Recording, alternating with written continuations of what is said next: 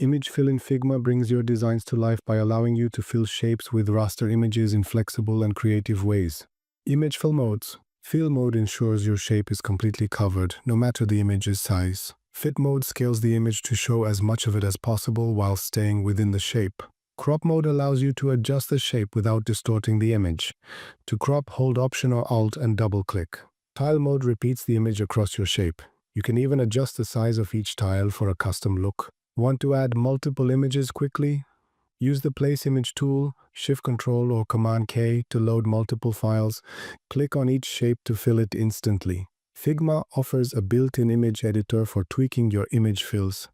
Adjust exposure, contrast, saturation, and even tint to get the perfect look. Did you know Figma supports animated GIFs? Use them to add realistic spinners or subtle animations to your prototypes. While they don't animate in the editor, they come alive in presentation view. Figma also supports videos, but not on the starter plan. To embed videos in Figma, you'll need a paid plan. Liked this video? Subscribe to my newsletter for design tips, freebies, and inspiration.